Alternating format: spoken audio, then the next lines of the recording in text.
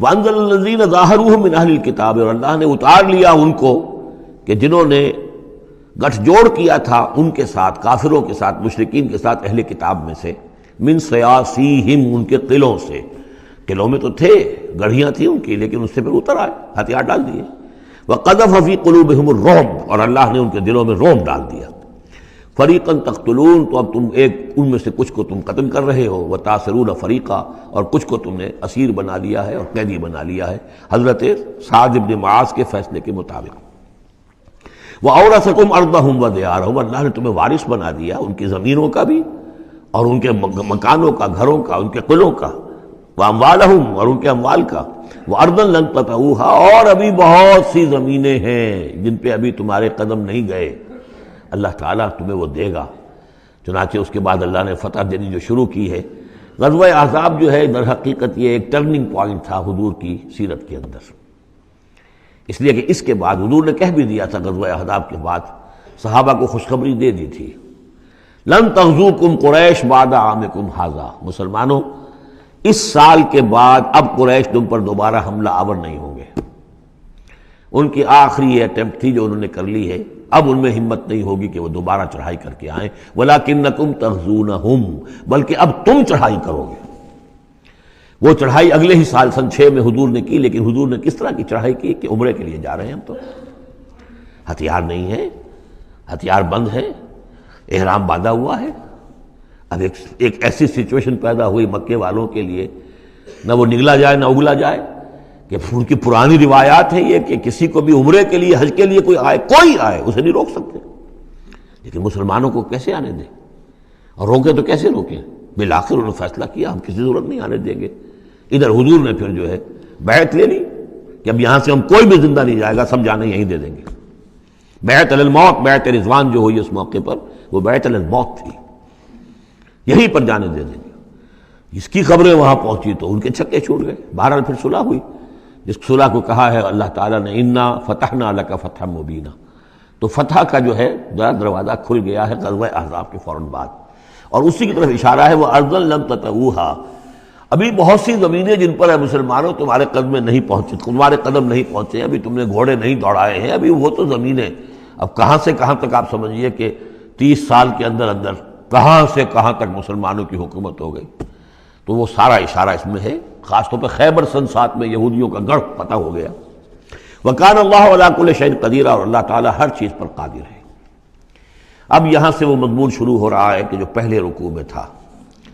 کچھ جو مجلسی اصلاحات ہیں، یوں سمجھیے کہ ان کی پہلی قسط وہ ہے جو سورہ احزاب میں آ رہی ہے۔ 5ویں سال عرب میں پردے کا رواج نہیں تھا، چادر کا رواج تھا، مرد بھی عورت بھی، باہر جب نکلتا تھا تو ایک لمبی سی چادر لے کر، لیکن یہ کہ مردوں کے صرف کندھے پر وہ پڑی ہوتی تھی، عورتیں یہ ضرور تھا کہ اسے اپنا تقریباً پورے جسم میں وہ لپیٹ لیتی تھی اس میں، لیکن چہرے کا کچھ نہیں، سر پہ کچھ نہیں، سر پر اگر ہو گیا ورنہ چہرہ کھلا۔ یہ وہاں کے رواج تھے، گھروں میں بے دھڑک جا رہے ہیں آ رہے ہیں، اور جو بھی تھا وہاں پر جو صورتحال تھی۔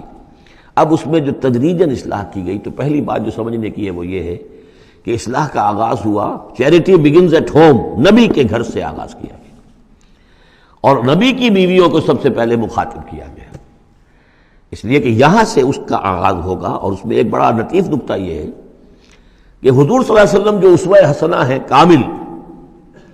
تو مردوں کے لیے تو کامل اسوہ حسنہ ہے حضور صلی اللہ علیہ وسلم، باپ کی حیثیت سے، بیٹے کی حیثیت سے، داماد کی حیثیت سے، خسر کی حیثیت سے، قاضی القضات کی حیثیت سے، سپہ سالار کی حیثیت سے، ہیڈ آف دی اسٹیٹ کی حیثیت سے، امام کی حیثیت سے، خطیب کی حیثیت سے، معلم کی حیثیت سے، مربی اور مزکی کی حیثیت سے، جتنی حیثیتیں آپ گن سکتے ہیں حضور کی سیرت میں اسوہ موجود ہے۔ ایک پہلو سے اسوے میں کمی ہے، اور وہ کمی کیا ہے؟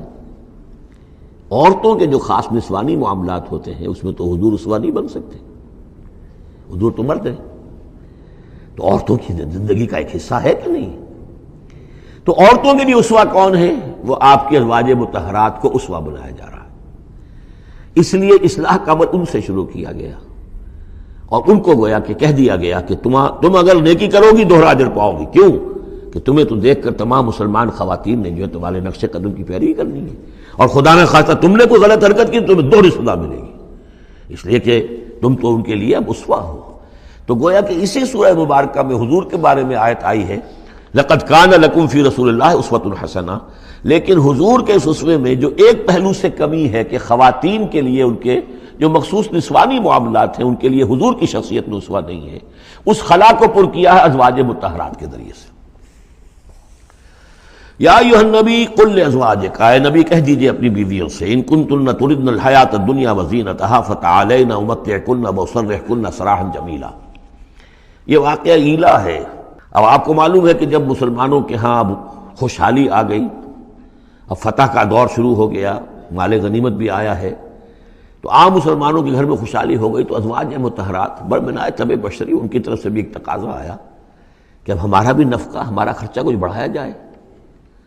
اس مطالبے کو حضور نے اتنا ناپسند کیا کہ قسم کھا لی کہ 1 مہینے تک میں گھر میں کسی کے گھر میں نہیں جاؤں گا، کسی اپنی اہلیہ محترمہ سے ملاقات نہیں کروں گا۔ اور مسجد کے ساتھ ہی ایک بالا خانہ سا تھا، اس میں آپ نے اپنا جو ہے وہ قیام کر لیا، تو ایک طوفان مچ گیا مدینے میں۔ اب حضرت ابوبکر کی بیٹی حضرت عائشہ حضور کے گھر میں ہے، حضرت عمر کی بیٹی حضرت حفصہ حضور کے گھر میں ہے کہ اب یہ کیا ہو رہا ہے، کیا ان کو طلاق ہو جائے گی، کیا ہوگا، حضور نے کیا فیصلہ کر لیا ہے۔ اس کو ایلا کہتے ہیں، کچھ عرصے کے لیے بیویوں سے قطع تعلق کر لینا، اور یہ سورہ الذین یولون من نسائہم، اس کا حکم جو ہے وہ آ چکا، 4 مہینے سے زیادہ کی اجازت نہیں ہے۔ لیکن یہ کہ بہرحال یہ جب حضور نے کیا تو اس کے بعد پھر یہ آیات نازل ہوئیں کہ اے نبی اب آپ صاف 2 آپشنز رکھ دیجئے اپنی ازواج کے سامنے۔ اگر تو انہیں دنیا چاہیے تو وہ خود آیات ہی میں دیکھ لیجئے، ان کنتن تردن الحیات الدنیا، کہ اگر تو تم چاہتی ہو دنیا کی زندگی، اس کی زیبائش اور آرائش، وزینتہا فتعالین، آؤ امتعکن، میں تمہیں مال و متاع دے دوں گا، واسرحکن سراحا جمیلا، پھر میں اپنے گھر سے تمہیں رخصت کر دوں گا خوبصورتی کے ساتھ، لیکن یہ کہ پھر تم میرے گھر میں نہیں رہ سکتی، پھر میں اپنے ہاتھ سے تمہیں رخصت کر دوں گا۔ وَإِن كُنتُنَّ تُرِدْنَ اللَّهَ وَرَسُولَهُ، اور اگر تم طالب ہو اللہ کی اور رسول کی، ان کی رضا چاہتی ہو، وَالدَّارَ الْآخِرَةَ، اور بجائے اس دنیا کے تم آخرت کا گھر جو ہے اس کی طالب بن جاؤ، فَإِنَّ اللَّهَ أَعَدَّ لِلْمُحْسِنَاتِ مِنْكُمْ أَجْرًا عَظِيمًا، تو اللہ تعالیٰ نے تم جیسی نیک بیویوں کے لیے اللہ تعالیٰ نے بہت بڑا اجر جو ہے وہ فراہم کیا ہے، تیار کیا ہے۔ یعنی اب آپشن تمہارا ہے، اگر دنیا کی آسائش چاہیے تو آؤ، فیصلہ کر لو، چوز کر لو، چوائس از یورس، میں تمہیں مال و متاع دے کر اپنے گھر سے رخصت کر دوں گا خوبصورتی کے ساتھ، اور اگر میرے ہاں رہنا ہے تو پھر تو یہی ہے، فقر ہے، فاقہ ہے، جو اختیاری فقر تھا آپ کا۔ اور اس میں ظاہر بات واقعہ یہی ہے کہ جب یہ بات رکھی گئی سب سے پہلے حضرت عائشہ نے کہا میں تو اللہ اور اس کے رسول کو منتخب کرتی ہوں، اور ایک ایک کر کے تمام ازواج نے یہ کہا، اپنے تمام مطالبات سے وہ دستبردار ہو گئی، اور پوری زندگی اس طرح گزری ہے کہ کبھی 2 وقت جو ہے چولہا گرم نہیں ہوا ہے محمد کے گھر میں صلی اللہ علیہ، کسی بھی گھر میں، کسی بھی زوجہ محترمہ کے گھر میں۔